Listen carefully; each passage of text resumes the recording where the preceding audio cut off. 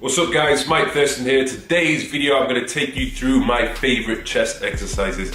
I was going to do a top 5, but I decided to add one more to the list. Now these exercises should give you a full rounded, thick, sexy chest, okay?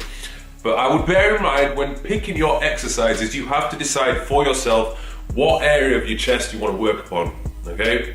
There's no point going into the gym doing loads of lower pec focused exercises if you're trying to target your upper chest, okay? It's just common sense, right? So, without further ado, I'm going to start off with the first exercise of my choice, which would be the barbell bench press. So first thing you want to do when it comes to the barbell bench press is to get yourself in the right position. As soon as the barbell is above your chest, pull your shoulders right back and then begin with the movement. You want to make sure that you keep your shoulders retracted throughout the entire set. So even if you need to readjust halfway through at the top of each rep, just do it, because if you put your shoulders too far forward, there's going to be too much tension on your shoulders and then you'll more than likely injure yourself or cause damage somewhere. Remember, the goal of this exercise is to keep the tension on the chest as much as possible.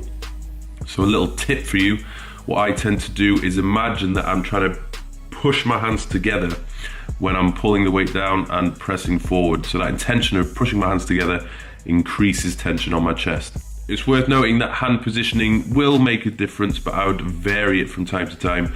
The closer your hands are together, the more tricep recruitment that is going to occur.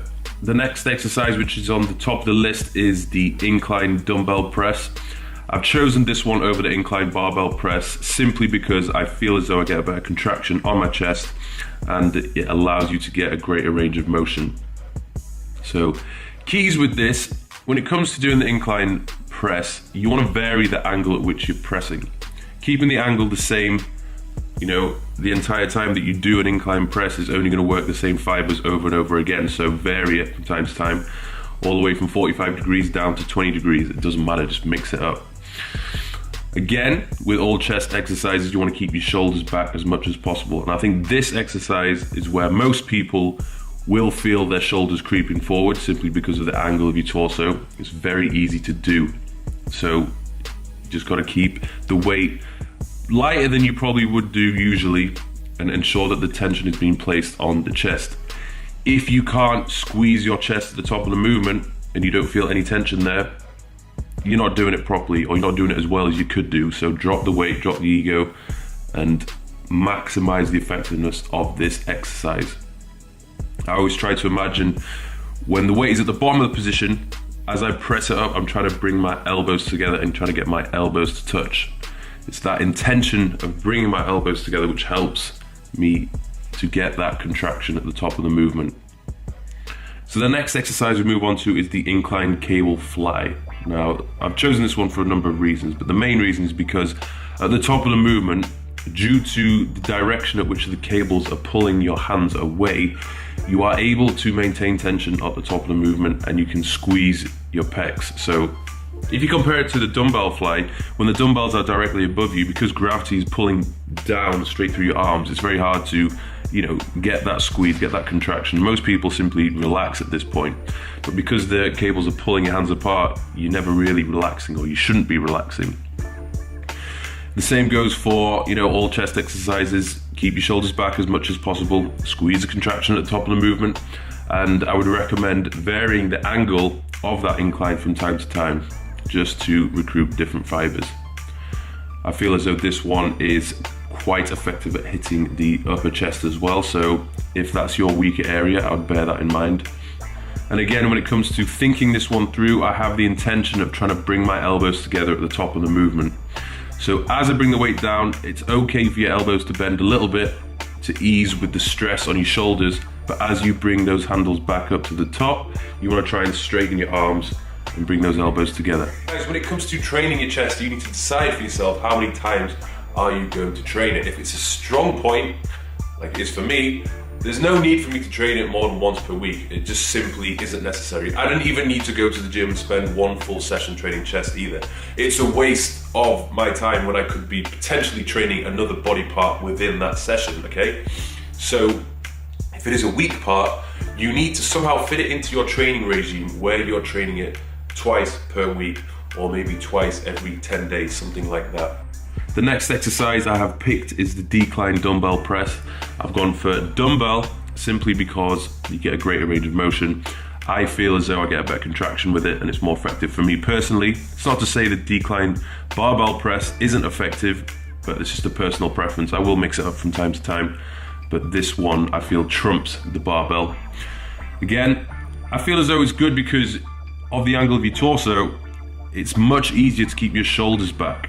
It's harder to push your shoulders forward when the angle of your torso is on a decline.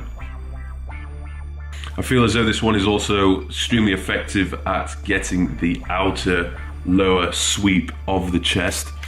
So as you can see from the exercises I've chosen so far, all the pressing movements are covering all angles of the torso. You've got decline all the way from flat all the way to incline. And if you want a full 3D thick chest, you want to be hitting all these different exercises. Next one I would go for is the standing cable fly. Again, I feel as though this one's really effective, and it's one I see many people do wrong because they're either lifting too heavy or they just allow their shoulders to creep forward and they just don't get as much contraction and tension placed on the chest as they should. The shoulders are doing all the work, particularly the front delt. So keep upright, keep your posture steady, and don't allow the shoulders to creep forward. So reduce the weight if you need to. Again, with the cable fly, which you saw earlier, I have the intention of trying to bring my elbows together at the bottom of the movement. Okay, this is the function of the pec, to bring your elbow across the body. So you want to get that elbow across your body as much as possible to shorten the pec. Don't try and keep your elbows bent and just bring your hands together because you're not doing it as well as you could be. If you haven't already seen it, I've done a full video on the common mistakes people make when training chest. So click on this link and you'll see me go through a full description and tutorial of how to perform the majority of the chest exercises which people tend to mess up on. So guys, there you have it. Those are my top exercises when it comes to training chest. There's a few exercises which I missed out. For me personally, I don't find the incline or decline barbell press as effective as incline and decline dumbbell pressing. I just feel as though the range of motion which I can get along with the contraction is much more effective when using dumbbells. And when it comes to using the pec deck machine, I just don't feel that places enough tension upon the chest. I feel as though every time I do a pec deck machine, it's hitting my anterior delts. So that's me personally. You will probably have exercises which you struggle with. Sometimes you might just have to practice a little bit more with them. Sometimes you have to lower the weight, or sometimes, you know, you just might be better off avoiding it. Okay, each to their own. That's what I'm going to say. A couple of exercises which didn't make the cut include the chest focus leaning dip and also the seated upright cable press. These are both very good exercises, but just didn't quite make my top 5, but still worth doing nevertheless. So I hope you enjoyed this video.